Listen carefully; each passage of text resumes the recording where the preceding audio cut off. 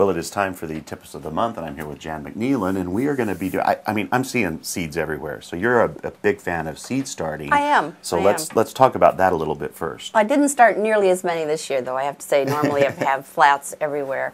This is some teasel, which probably not everybody's going to propagate. It's a roadside weed, but we found it in our garden last year. Some birds planted some for us, and it was one of the most ornamental plants I've really ever had. So I thought I'd try to grow some more.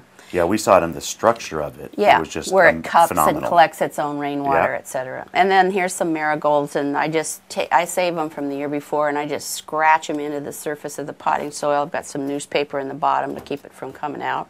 This is already damp enough, so I'm not going to do any watering. We've got some lettuce and some kale and some other lettuce here. I'll do this just a little bit. We overwater seedlings, and then what happens many times we'll get some damping off if you don't have good air circulation, whether you're starting them in the house or a greenhouse or wherever. And damping off just means you'll know it because they'll rot right out at the surface. It's a fungus, but you can prevent it by having good air circulation and not overwatering, or not having your heat mat underneath, or not having them dry out. That's what happened in this one spot of lettuce here. This all dried out right here. And you have that fancy watering wand, but if you don't have one of those, you can just use a spray as long bottle. as you're not, washing it out. Yeah. And then this is a peat pot, and this year I started the pea seeds, the edible pod pea seeds, in peat pots, the Jiffy pots this year, because last year I planted 3 times, and the seeds rotted or they're gone or whatever. So this year I planted them in the Jiffy pots. They all came up, they all rooted, they're all in the raised bed out in the garden. And you did that because it just gives them a bit more strength. It's not that you can't start them in the garden, but certainly you can start them. It's just that I've had such rotten luck. You did literally. Last year, it's true. Yeah. So I tried it and it worked really very well. And there's a couple other, this is a type of peat pot as well. Yeah, this is just a peat pot that the roots will literally come out the bottom. These are just some blue morning glories. When that soil surface gets a little on the dry side, the light color, then you can water them a little bit, but like I say, you don't really want to water them too much. Yeah.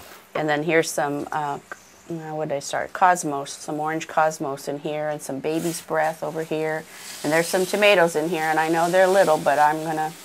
But they're going to make it. I hope so. So this really is the time, if you want to start seeds and that's something that you enjoy, this is really the time that you need to get on it and start doing that. Right. But sometimes you keep plants from last year as well. You do. Well, some of us do, and then likely there's 3 fuchsias here. I found a spot in our basement that it's open ceiling, so the pipes are there, the rafters are there. And I hung these in the basement right by a window well, so they got just enough light to live and be protected from cold.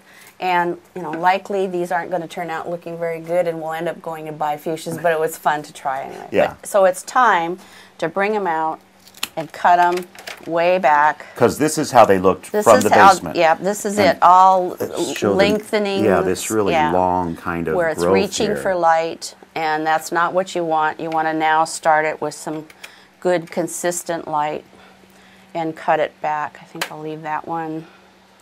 Because you're really not going to do any, I mean, you could even just shear them back and you'd be fine with it. Yeah, well, they're alive, and that was the idea, is just to keep them alive over the winter. And they are heavy feeders, especially when in a container. They are. So what I will do is I'll cut these all back, and I'll cut literally all 3 pots way back, fertilize and keep them watered and give them a lot of light so they don't get all leggy like these other ones are. And then bottom line is, if it doesn't work, big deal. I mean, I really wasn't, So but it's a nice experiment. Yeah. So I'm going to just do the same thing with this other one and cut it way back. And I notice a beautiful purple flower laying there on the table. What is that one? This is a Akebia, a 5-leaf Akebia quinata.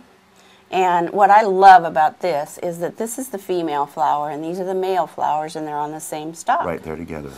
And they're so tropical looking to me. Yeah. And it's a beautiful vine, too. It's a nice vine. It'll go, and like Jack and the Beanstalk, it'll get 40 feet, but you can keep it wherever you want to. And well worth the effort of trimming it to get those blooms. Right, we have it on the side of the house, and so it's fine. Well, there's a list of stuff for you to do in your own garden and to get ready for the wonderful season of summer that's coming up. Thank you so much, Jan. We'll talk to you again next month. Okay.